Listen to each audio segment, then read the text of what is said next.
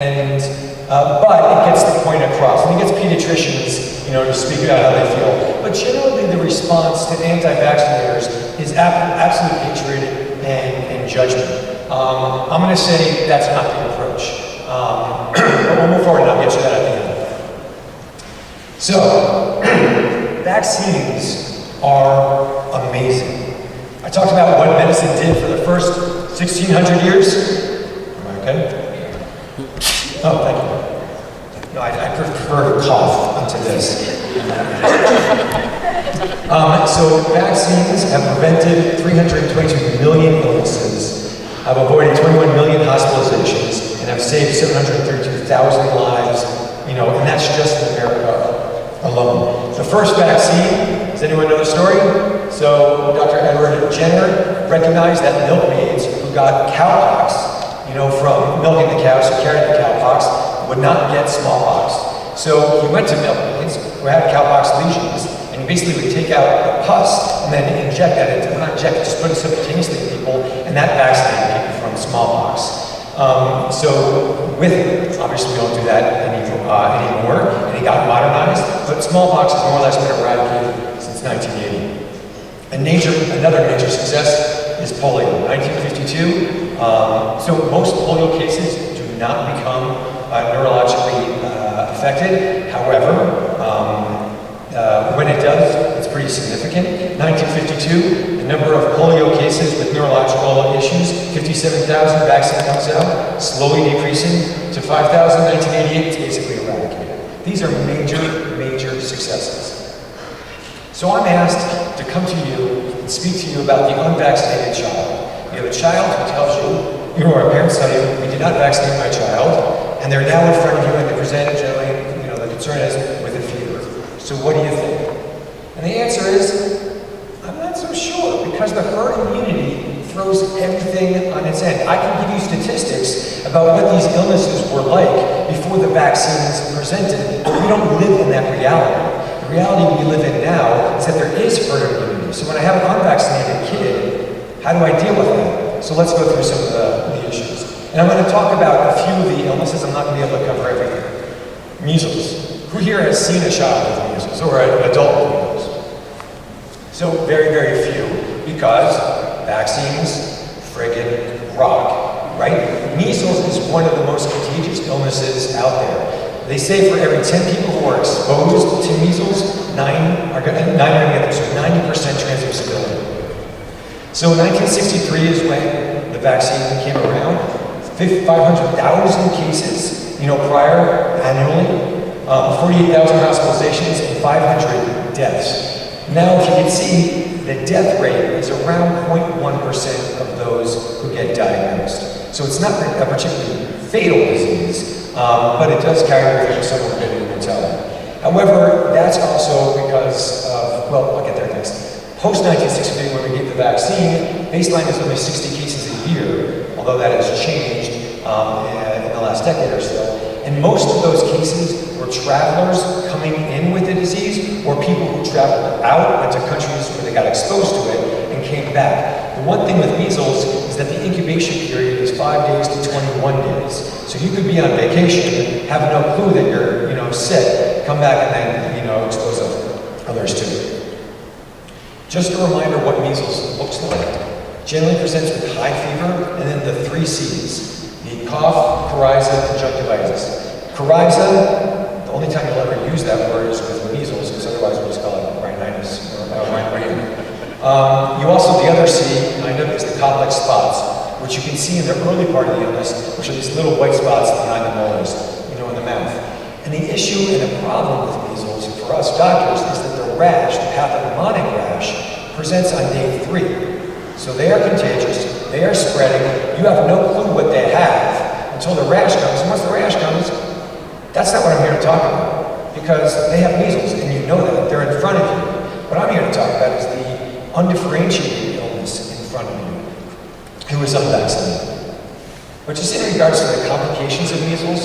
We all know about the encephalitis, which again is not happening commonly, but blindness, pneumonia, otitis media, diarrhea. With pregnancy, there's an increased risk of miscarriage and preterm delivery. Oh, sorry. But in regards to outside of America, again, the mortality rate is around 0.1% or a little bit less. Outside of America, we were dealing with issues of malnutrition, vitamin A deficiency, poor health care, or being a displaced person, those who are in refugee camps. The mortality rate jumps up to closer to 3 to 6%. So a very significant issue for developing and non-developing countries. Cases of measles really have plummeted. Now you can see I highlighted from the blue arrow the graph above it, which just says there have been mild perturbations, but otherwise the cases are pretty low. But this is the last 10 years. I said we were average around 60, but not anymore. Now we're averaging a little more. In 2014, there was an outbreak in Ohio in an Amish community where over 350 people got measles because 2 Amish men went to the Philippines where there was an outbreak, and then they brought it back to the community to those who were not vaccinated. No one died, there were no serious complications from it. 2015, anyone remember? Disneyland. So Disneyland, 150 plus people got measles. Again, they think it was brought in by someone who was not from this country, and there were no deaths from that. So when we talk about unvaccinated kids are going to kill us, oh my God, they're at such high risk for death. The reality is probably not. In regards to the measles, there hasn't been a death since 2015. Now I'm going to pause. The issue is where our herd immunity is. And that's a problem in Europe. Europe sucks in regards to their vaccines currently. Hopefully there's going to be a change. And this is dramatic data. And this is the information I want you to have a civil conversation with those who unvaccinated or don't vaccinate their kids. In Europe in 2016, there were 5,000 cases of measles. The next year, there were 23,000. In this year, in just the first 6 months, there have been 41,000 cases with 37 deaths. That is gigantic. That is a horrible, horrible reality. So Europe has just slightly greater than 2 times as many patients as we do. And I realize I did the math wrong because I did the 6 months. They have a 400-fold increase of measles cases versus us. And that's because of vaccinations. And so what you can see, and this just tells you who is vaccinating, and the issue is mostly in Eastern Europe. They're not vaccinating as much. But we're here too. So this came out in October. There's been an update. I haven't seen anything in the last few days, but there were 2 travelers from a religious community in Brooklyn in the house. Williamsburg, good job. So they went to Israel, which is actually having an outbreak this year. They came back. They did not have measles, any outward signs of measles on the flight. They went to their community. They went to Rockland County as well. And so now currently there are, as of 8 days ago, 8 cases of measles in Williamsburg, and I've heard 11, I've heard 14 cases of measles in Rockland County as well. So we have to be aware of foreign travel and what's going on. And being New York is where people go to and where people, fly into. So we just have to be aware of it. We're getting people off the planes. So the take-home message for measles is currently the risk is actually extremely, extremely small for your unvaccinated patient. However, if our herd immunity goes down because more and more people stop vaccinating their children, then it's going to be an issue. Look for the fever, the conjunctivitis. So fever and conjunctivitis doesn't always sort of link together. If they do, if you see that, look for the complex spots. If you're waiting for that rash, it may not come for a few days, so don't just wait for the rash. If you are concerned, Department of Health, oh my God, you're serious. Okay, varicella. I'm going to spin through this because I'm sorry, I'm taking this one. Varicella, the take home with varicella is with the vaccine we really reduced the number of cases. Mortality was never really an issue with varicella. You get pneumonia, it is a very low concern. You can see the cases of mortality that are significant. So the cases with varicella, again, that's not the issue that you're going to care about. That's the person who looks like they have chickenpox in front of you. So, the one I want to talk about, mumps, sorry.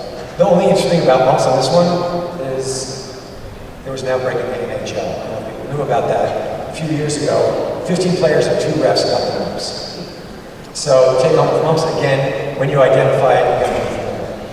So Haemophilus influenza was a dreaded disease in pediatrics. It caused epiglottitis, meningitis, pneumonia, bacteremia, sepsis. Again, if a kid comes in with any of those things, you are treating that. The question that you have is, this is an unvaccinated kid. I'm not sure what's going on. They just have a fever. So what should I be thinking? And the same goes for strep pneumo. They get meningitis, pneumonia, bacteremia, and sepsis. But the real concern is the unvaccinated kid in front of you, because they can get occult bacteremia. So occult bacteremia was a major issue, prior to vaccines. For kids 3 months to 36 months of age who had fevers greater than 39 degrees, the standard was to do a CBC blood culture and ceftriaxone for all kids. And the reason is because there was a 2.8% rate of bacteremia in these children prior to vaccinations. 50 to 90% of the bacteremia was due to strep pneumonia. Now you should know that many of these cases spontaneously resolve, but sometimes they don't. And 1 to 4% will grow off to have meningitis. 3 to 25% end up being Haemophilus influenza type B. That has a higher rate of meningitis. So the Hib vaccine came in 1990. The pneumococcal vaccine with the 7 valences came out in 2000. The 13 valences came in 2010. And the occult bacteremia rate dropped dramatically. We went from 2.8% to probably closer to 0.2, 0.1, 0.0 something, percent as well. If there was a community with good herd immunity. And so there was a study that was done around 10 years at Boston Children that said, okay, so what's the cost effectiveness? Or, what's the number needed to treat?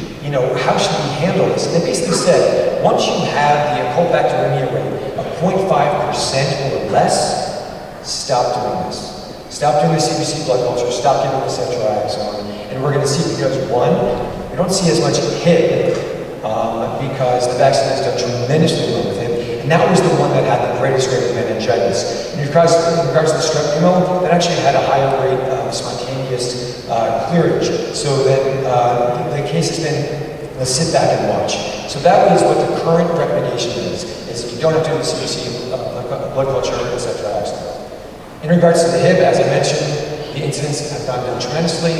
With pneumonia, the incidence have gone down tremendously. So the take home with these now, and this is, I think, the big issue, is you have a kid in front of you who says they're not vaccinated. They're in this age range, 3 months to 36 age range, and they've got a fever. So what's their risk? Is it greater than 0.5? Or is it less than 0.5?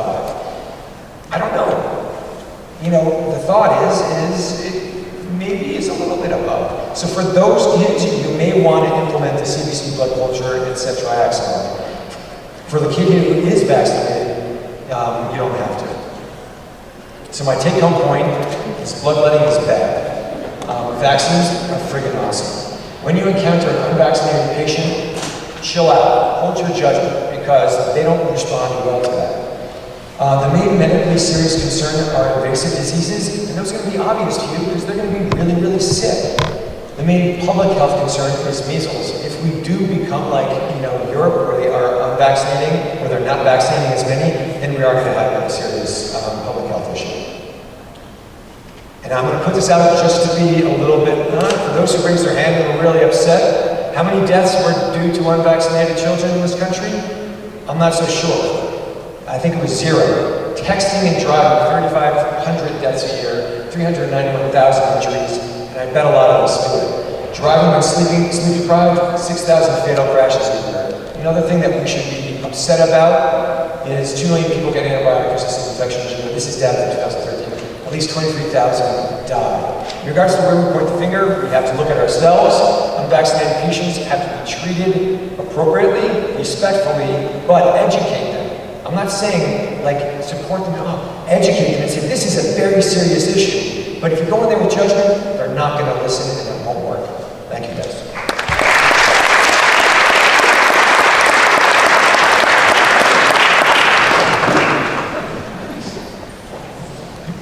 All right, let's give away a couple of free things. William Chung, Mount Sinai West.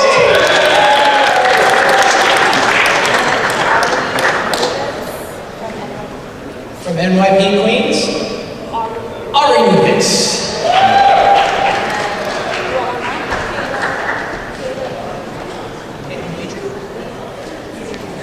Caitlin Weidry? Oh, Kayla Weidry. I'm so sorry.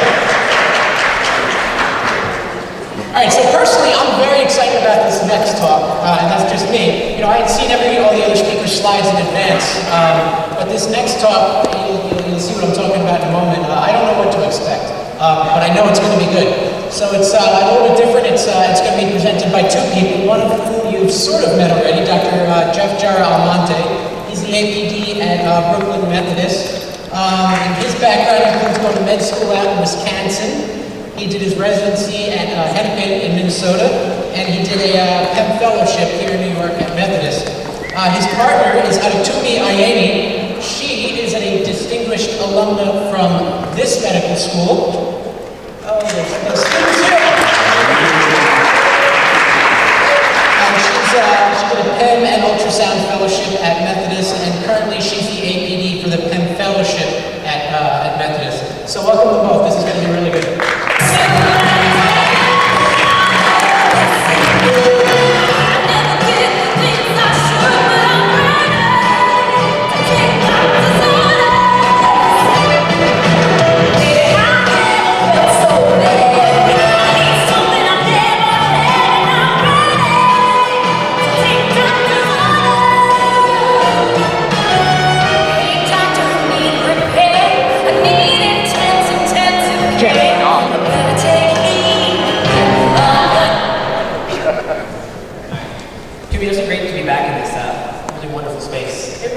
I'm so proud to be part of Sophie Davis, and I'm glad to be here. Shout out to everyone. Well, we're talking about difficult parents today. So when was the last time you had a really difficult parent encounter? Well, funny you ask that. A few weeks ago, I had a 3-week-old patient who actually needed a full septic workup, and the mom was vehemently against everything and anything we wanted to do for this child. I feel like we get that a lot in peds. Yeah, I mean, it's normal to get a little bit of pushback from parents, but this was a little exceptional. This mother in particular just was against everything. She didn't want us to do anything for her child, and she was being a roadblock. So essentially, I kind of felt bad about this interaction. Yeah, I mean, if you look at the literature too, that's kind of the definition of a difficult encounter, is one where you as a provider feel negative emotions towards your patients. Absolutely. And, you know, you would think that being doctors, we would recognize the moment that we were in a difficult situation, but quite frankly, it takes a lot of experience to know when your conversation is headed for doom. That's super true. But I mean, it's important to be able to recognize the situations because you can't learn to deal with them or manage them unless you know you're really in one. So what was it about the situation that was so challenging? I mean, we've all been in an ER before.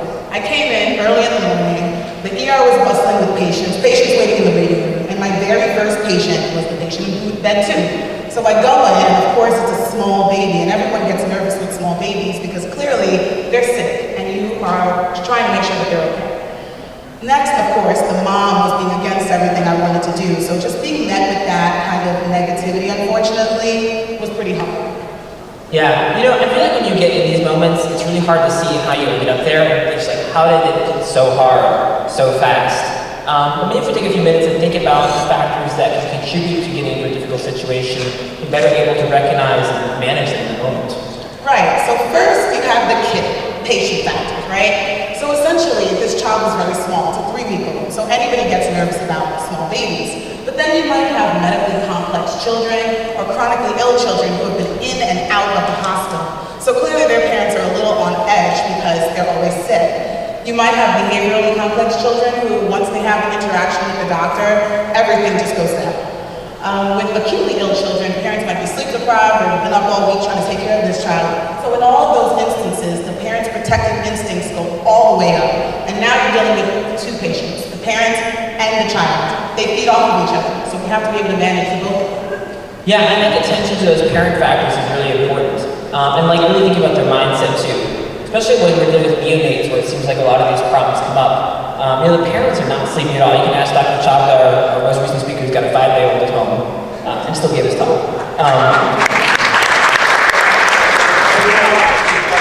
And thanks to his wife who let him come. But I mean, they're not sleeping at all. And you know, the mother's trying to recover from childbirth, learning how to breastfeed, the family's adapting to the new responsibilities they have in the house. And even in older kids, you know, caring for a a sick kid can be, physically and emotionally exhausting, and put people who would otherwise be, very rational and reasonable in their headspace, so they really can't make the best decisions or respond really negatively to stress. But it sounds like in your case, there are a lot of other things going on too. Yeah, well, what I didn't tell you was that the parents spoke decent English, but they didn't really speak enough English to fully understand what it is that we needed to do for their child. So in that case, it made it very difficult for both of us to understand each other, or all of us to understand each other. And you know how a lot of times we have parents that have their Google MD? They come in, they know exactly what you're going to do for the patient. Here, do these tests, we know what the diagnosis is already, just confirm it. Well, you have the other end of the spectrum. You have the parents who really don't have a lot of health literacy. So with this particular family, they didn't have a lot. So trying to explain to them what needed to be done for their child, it made it hard because they didn't really get why their kid was sick or that we needed to do a workup.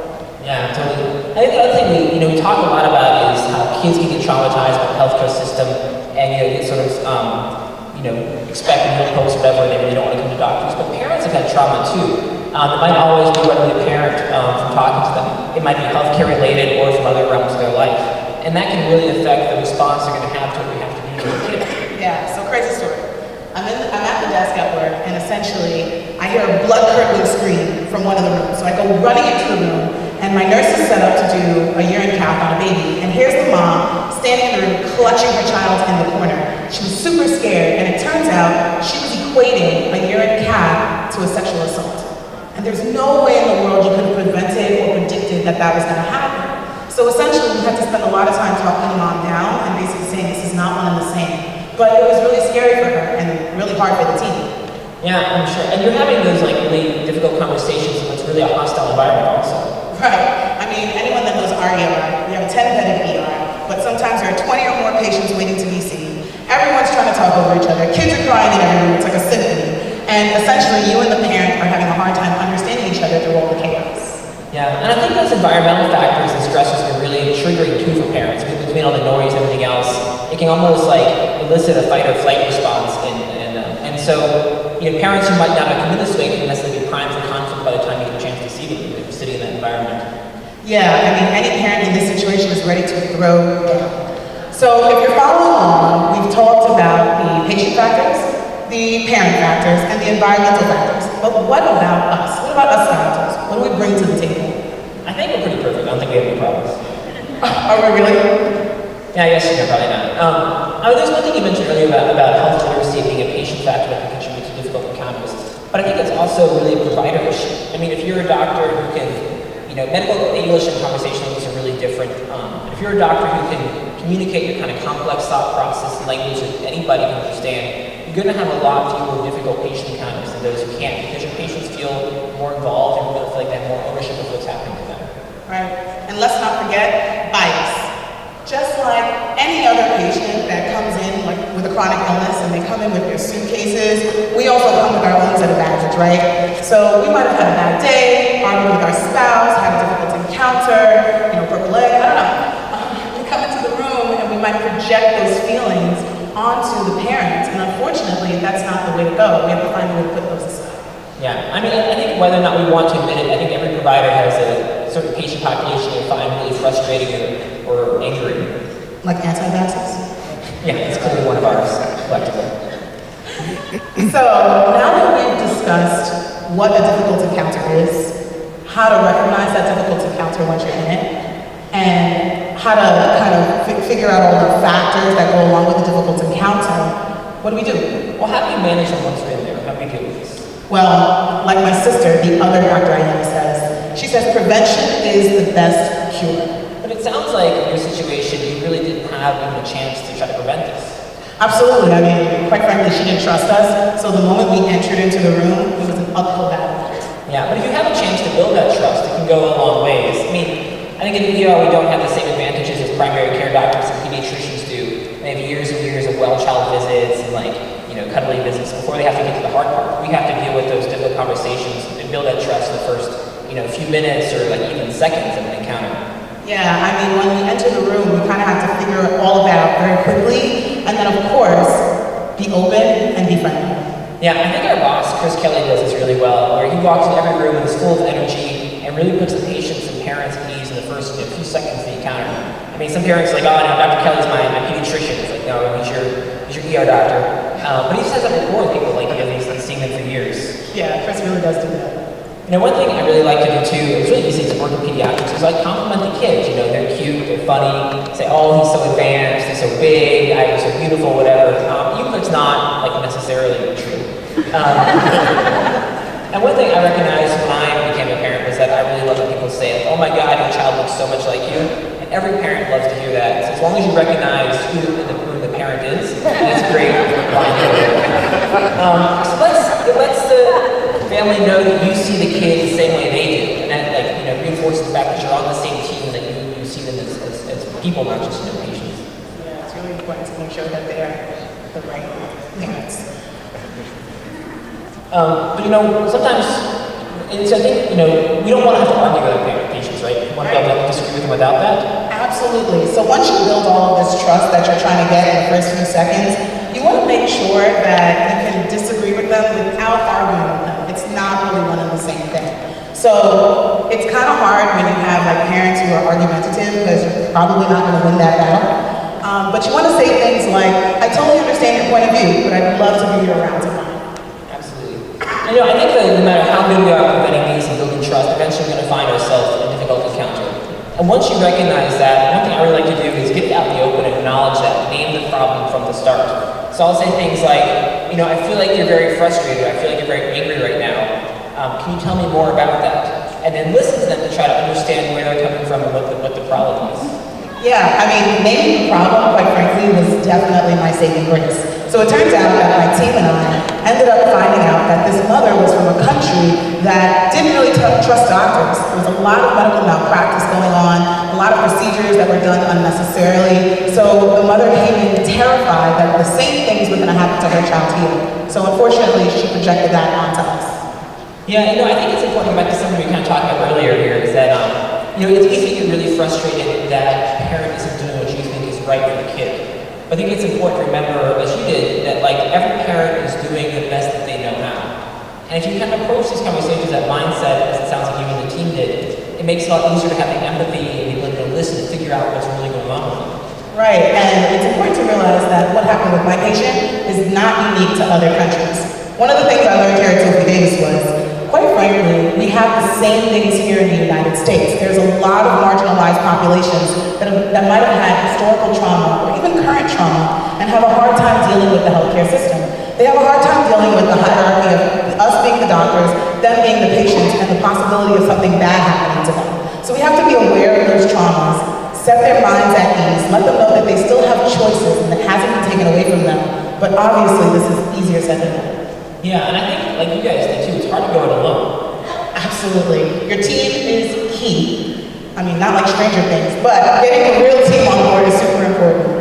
So in my case, I had a PMD on the phone speaking to the parent, because remember, she already has trust with them, so that was great.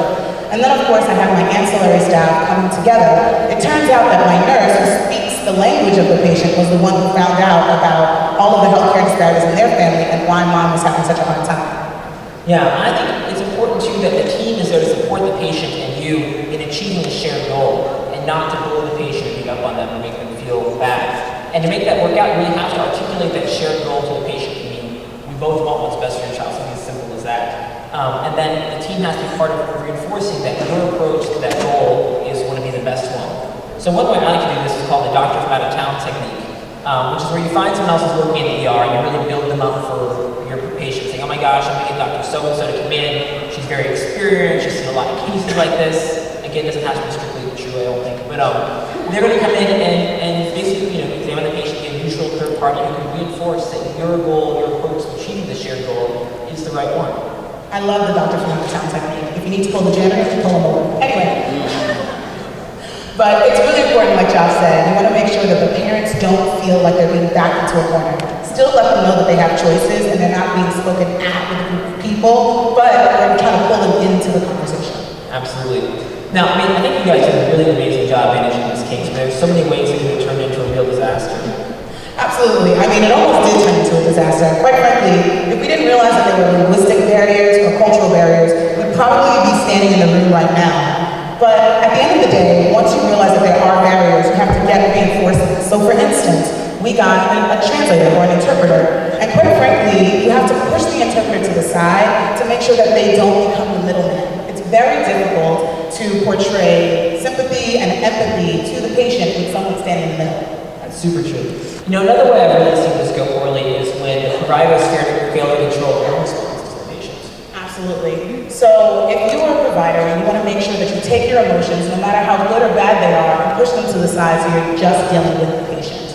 Yeah, totally. And though sometimes I have to admit, I've been the one who kind of ratchet attention to the group too. And when that happens, I know I should apologize. Like, I should say you're sorry, but it's really hard. I mean, yeah, I know it's hard for doctors. We have a lot of pride, so it's very difficult to swallow. But it's important that we do apologize because parents really do realize that we're human when we do things like that. So you say something like, you know, I'm really sorry that you felt that way. Yeah, I can see that causing a lot of problems happening with you. No, not saying things like that. You might have to say things like, I'm sorry that the conversation went this way, and maybe we can regroup and kind of start on another foot and move forward. You want to be genuine about it. Yeah, totally. What if you just can't? Like, you're in the room and you realize that no matter what you do, you can't get yourself to the point you can apologize or would you like de-escalate? I mean, you can punch him out. No, I'm kidding. You could walk away, for instance. So when you walk away, you go to your corner, the parents stay in their corner, and essentially what happens is you can cool off, effervesce, and then come back and regroup. Like Kenny Rogers says, you gotta know when to hold them, know when to fold them, know when to walk away, and know when to run. That's super true. But I mean, at the same token, though, we can't actually run. Like, we have to deal with these patients. And certainly if you try to avoid them, the conflict can just escalate as like a pressure cooker. And so once you realize you're gonna have to deal with this, it's better to make that your first room rather than the last, mostly, I think. Absolutely. So John, what are your take-home points? I think it's important to recognize what a difficult situation is and when you're in one. Yeah, totally. And even before that, when you walk into the room, be open, be friendly. You want to get them on your side so that you can build trust. Yeah, and think about the factors that can contribute to this being difficult. You know, the patient, the parent, yourself, and the environment, and how to try to control those to optimize the communication. And once you're in a difficult situation, which we all will eventually be in one, you have to make sure you name the problem, build trust, and get them on your side so that you can all be on the same page, essentially, and then you can move on from there. Yeah, and recognize the ways you can mess this up. You know, if you don't recognize the cultural and linguistic barriers that are contributing, if you can't control your own response or fail to apologize or walk out of the room when that's necessary, and trying to avoid conflict that's inevitable. Yeah, so, John, I really do hope that the characters stay outside and not in the ER tonight. Yeah, all tricks. No treats.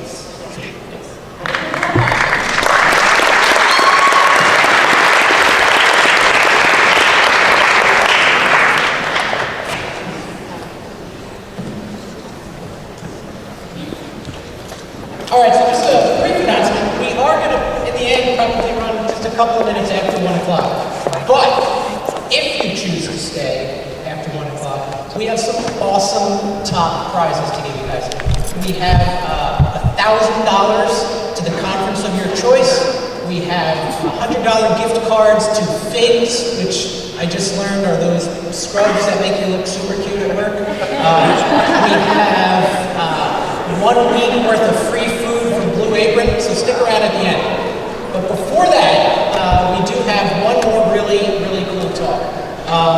This is Katie Revelo. She did her residency at Maimonides in Brooklyn, and she deserves a big round of applause. She has come all the way from Los Angeles, California to be here today. She's a Penn Fellow at UCLA, and she's going to speak to us about one-pill killers.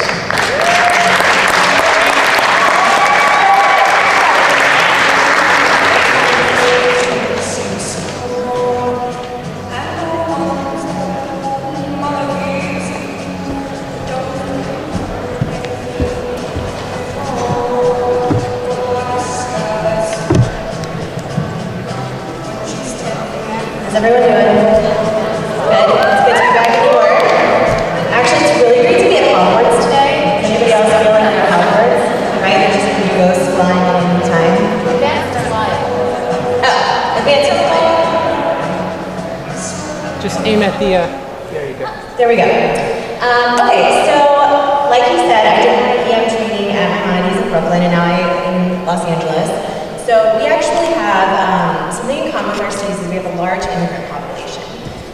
large immigrant population, they bring their own medicine with them from their home country. So you always have to think about these different kinds of medications they're bringing from their home country and include it when you have a patient who possibly has a toxidrome. So what do we mean by one-pill killers? Basically this means you have a kid that's less than 5, typically less than 20 to 30 kilos, that a small ingestion of a medication is going to cause a toxic overdose, and it otherwise wouldn't happen in an adult. So why are children at higher risk for this? Well, they're smaller, so they are at higher risk for their milligram per kilo toxic dose. They have a very hand-to-mouth exploratory behavior, so starting in infancy, they like to put their whole fists in their mouth, and then when they become a toddler and they're walking around, they're putting everything else in their mouth. So why not medicine, right? And parents vastly underestimate the abilities of their children. They miscalculate their developmental capabilities. So, no, there's no way that my kid could like climb on that counter and open that bottle. They don't know how to do that. They do. So we're going to go over 3 cases today that hopefully you haven't really learned a lot about. And all of these cases I saw either in residency or fellowship, and they all had to do with patients of immigrant parents. So it's Halloween. They are showing Monsters, Inc. on the beach, and little Boo really wants to go, right? This is like a great classic movie. She wants to go hang out with Mike and Sully. But unfortunately, her and her older sister have been sick with gastroenteritis all day. Vomiting, diarrhea everywhere.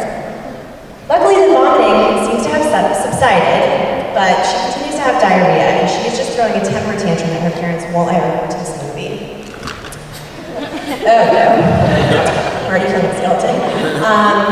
So mom is like, okay, well, I'm done with your temper tantrum. Maybe I'm just gonna crush up some pills to help with your diarrhea. She gives them to the 14-year-old child, she gives them to her 3-year-old child. And about after an hour, the diarrhea subsides, the kid's feeling better, so she's like, okay, let's go ahead and go to the movies. When they get to the beach, you know, the sun is setting, because that's when the movie starts, and the kid's like, you know, I'm having a little bit of difficulty, like, seeing. I feel like my vision's all fuzzy. Well, mom's like, well, you know, it's dusk. Maybe she's having difficulty adjusting to the light. So I don't really think it's anything. So they're watching the movie. Of course, the child falls asleep because, you know, it gets over at like 10 p.m. That's kids' bedtime. So she's trying to wake her up to go home, and she's having a really hard time waking her up. And feels like she's not breathing that well. So into your recess bay comes a little 3-year-old who's somnolent. I don't like to use the word lethargic. She's somnolent, and these are her vitals. I don't know if you can see them way back there, but she's a little febrile, she's a little hypertensive for her age, not breathing that well, but glucose is normal. She has pretty myotic pupils, and she has flushed, dry skin. So, what are we thinking about this kid? What did she possibly take? Well, she was at the beach. I'm sure there were a lot of adults there drinking. Maybe she got into some alcohol. That would make her somnolent, but not necessarily febrile or hypertensive, right? Maybe mom gave her some Benadryl to put her to sleep so she would stop complaining about her belly pain. Maybe, but you would have dilated pupils, right? Maybe she gave her some pain medication or some anti-diarrheal medication. But that doesn't really make sense with having flushed, dry skin. Maybe she got into some of grandma's sulfonylureas. Her glucose was normal. So what this kid actually ended up getting was a combination of an opiate and an anticholinergic in the form of something called Lomotil. This is a very big drug. It's very popular in Mexico. You can actually find it in America. But this drug has 2 different medications. It has diphenhexylate, which is very similar to meperidine. So it's a weak opiate agonist. So you're going to see your opiate toxidrome here. And then it also has atropine, going to give you your anticholinergic toxidrome, which is why this kid kind of had a mixed picture. Now, something to note here is that both of these drugs actually act on the pupils, so you might actually have a totally normal pupil exam. And this is actually why this kid complained of blurry vision, because both of the drugs were fighting for let's go big, let's go small. And Lomotil is different actually than loperamide, which is what Imodium is, because Lomotil has the atropine anticholinergic toxidrome, which you do not see in paramide. All kids are going to display the opiate toxidrome. they usually will come in with respiratory depression and somnolence or lethargy. Only some kids are going to display the anticholinergic effects, and they can have these symptoms either before, during, or after you see the opiate effects. So Lamodal, each pill of Lamodal, or 5 ml of syrup, which is a teaspoon, contains this much of each drug, and toxicity actually begins at less than half a pill. So you're not typically going to see kids die from this, but you will come see them be intoxicated from it. So how do you treat this? So if the patient's symptomatic, you can actually use activated charcoal after an hour of ingestion, because the opiate is going to slow down the GI tract. If they're altered or have respiratory depression, you want to give them naloxone. This is the dose. You're going to give it every 2 to 3 minutes. And this is not the heroin overdose that's coming in 32-year-old Saturday night at 2 a.m. This is a kid that you not only want to increase their respiratory drive, but you actually want to wake them up. So keep giving them naloxone until they're super fussy and crying in their bed. For the anticholinergic symptoms, it's really just supportive care. There's really not much to do for it, and there's no evidence for physostigmine in this case. If the patient's asymptomatic, actually you can see late opiate and anticholinergic effects up to 24 hours, and you're really worried about the respiratory depression here. So these kids actually need to be admitted to a monitored bed for 24 hours of observation. All right, so our next case, classic sibling rivalry. I have 3 brothers. This happened all the time. So these are kids, their parents are from China. They're going to a school trick-or-treating event. And obviously they're fighting over whose costume is better. She thinks hers is better because she has a mask, right? So she can like hide behind her mask. He thinks his is better. And then you have this like creepy Darth Vader kid who's just plotting to kill everybody.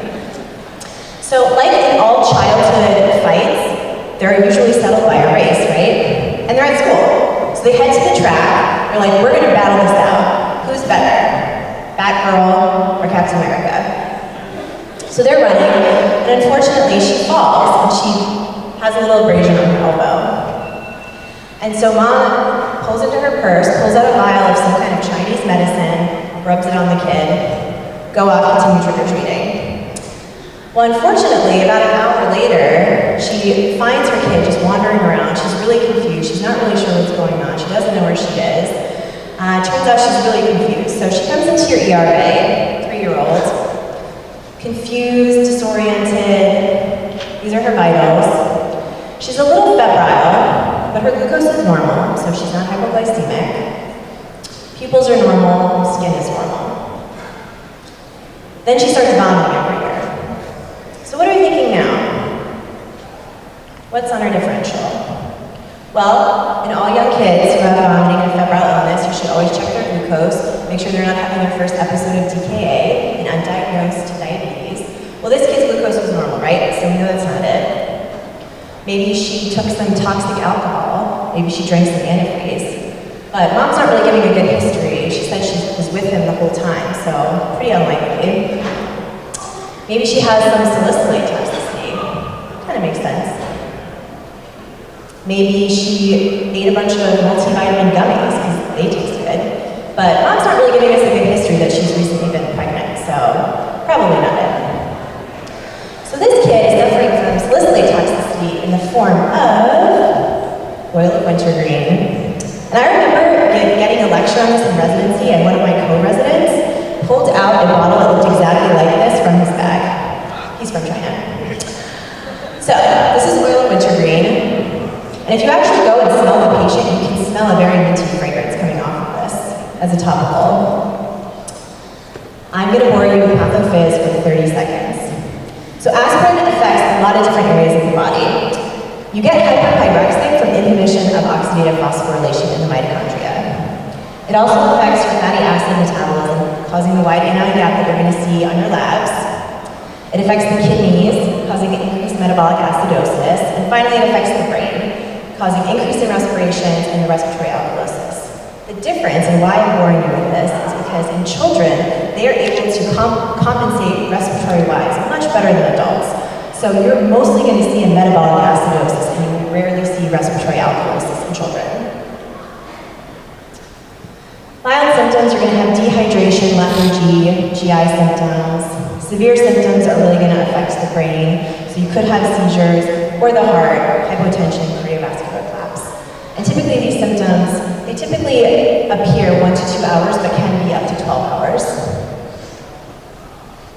So oil of wintergreen is 95% methyl salicylate, and 1 teaspoon, which is 5 mL, has a lot of aspirin, 28 adult aspirin tabs. So this is really toxic stuff, whether you ingest it or apply it topically. So when these kids come in, you want to get an aspirin level, and you want to get it early and often. Basically, you need to show not only that they have a normal salicylate level, but they either have normal salicylate levels in multiple rounds of level testing, or you're seeing a downtrend if you have an initially high level. And this is the nomogram that has been used for salicylate toxicity. Don't use it. It doesn't help. So how do you treat this? So if we're talking a symptomatic patient and they've actually ingested oral aspirin tablets or salicylate tablets, you can use activated charcoal, and this is one of the cases you can actually use multi-dose activated charcoal because it can cause that wheezor that has delayed erratic absorption and stays in your gut. But really the mainstay of therapy is going to be your sodium bicarb. And how does this work? It works by alkalizing the urine. So salicylate is a weak acid, which means it doesn't really dissociate well in an aqueous solution. So by giving sodium bicarb, it's actually causing the drug to ionize and trapping it in the renal tubules so it will be excreted. This is what we call the ion trap. In the blood, it works to increase your pH, so we push the salicylate out of the CNS. These are your indications for dialysis. You can look them up, but basically if your kid is really, really sick and not getting better with all your interventions, you need to be calling nephrology. And this is the visa we were talking about. This is oral ingestion of tablets. You want to make sure you repeat levels until the downtrend is observed. If the patient's asymptomatic, you really only need to watch them for 4 hours post-ingestion, and if they continue to be asymptomatic and you have more than 2 levels that are showing normal salicylate level, they are safe to call. Okay, this is our last case. So it's a cold, rainy Halloween in New York City. That never happens, right? It always happens. But of course, it's the only night you can go trick-or-treating, so little Erin wants to go trick-or-treating, but it's pouring outside, so she's like, Mom, it's okay, I have my umbrella. Kids love playing with umbrellas, right? It's like a little toy. So they go trick-or-treating, she's getting wet the whole time, the kids also like to play in the rain. Well, of course, several days later, they get URI symptoms, right? Cough, cold, congestion, they're a little feverish. So Mom decides she's gonna treat the older kid, who's about 8. She's gonna give him some medications. She's turning to give him medications, and all of a sudden her 2-year-old goes over and takes something. And the older kid's like, she's taking something. Mom turns around, not really sure what they took, but the kid seems fine.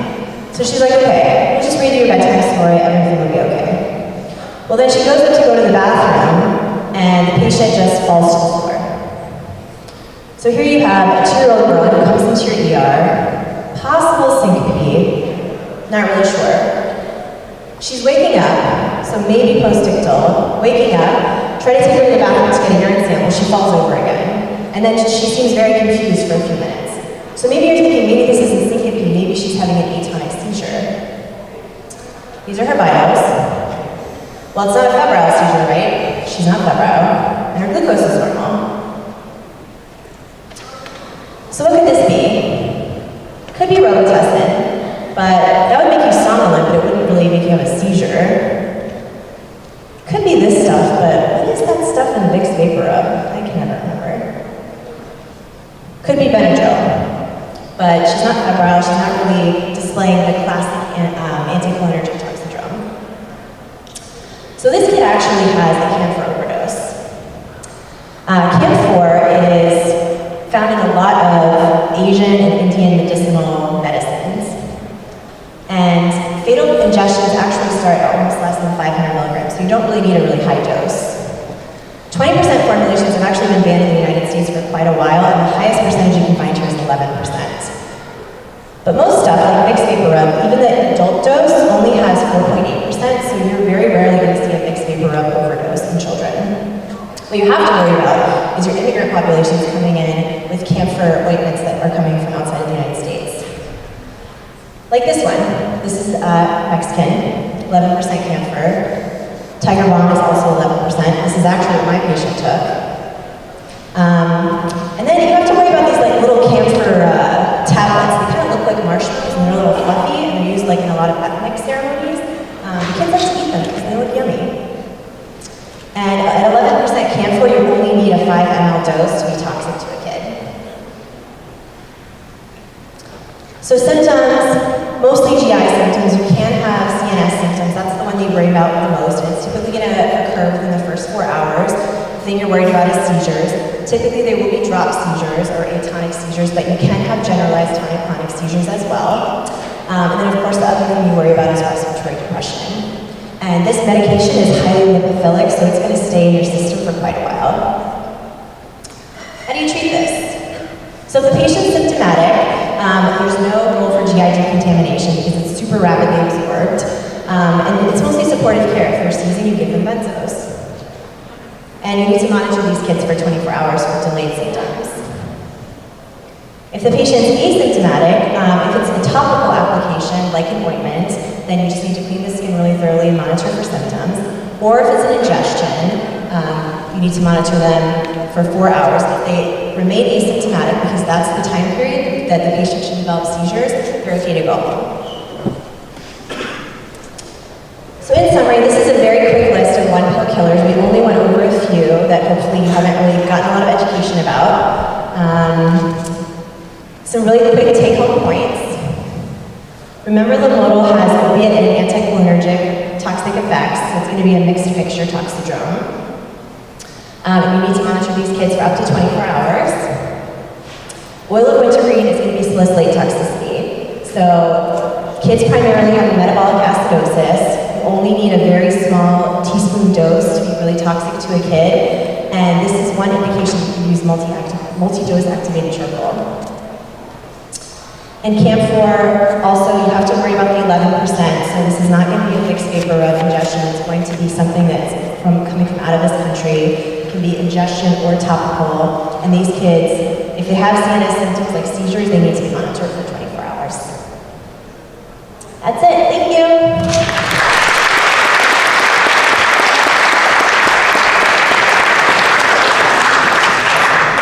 All right, gang, if you will give us another 2 minutes, we will spread about $2,000 worth of awesome stuff amongst you.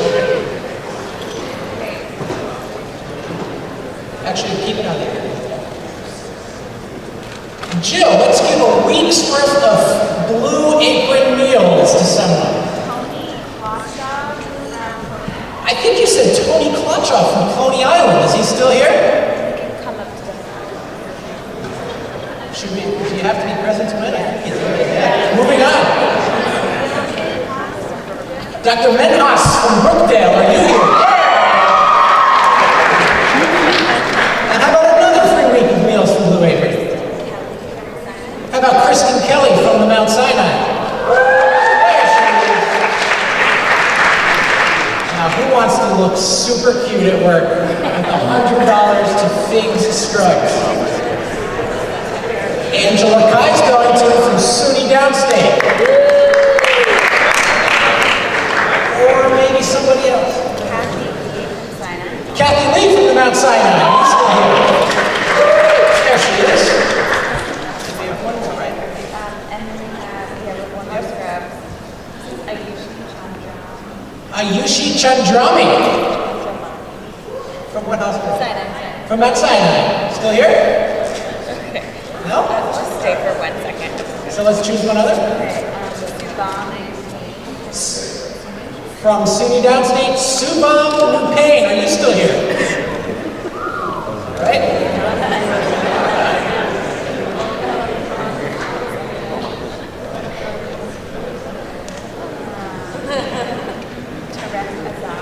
Tarek Azad. Are you still here? Hang on.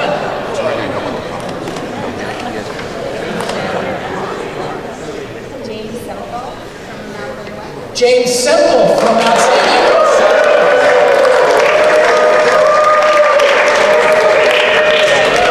All right, guys, this is all the marbles right now. We're going to give you $1,000 to use towards registration. choose ACEP, which is in Denver next year. You can choose CORD, which is in Seattle coming up. Any conference that you want. Dr. Nickerson, who gets the 1,000? Bao Do from St. Martin. Tao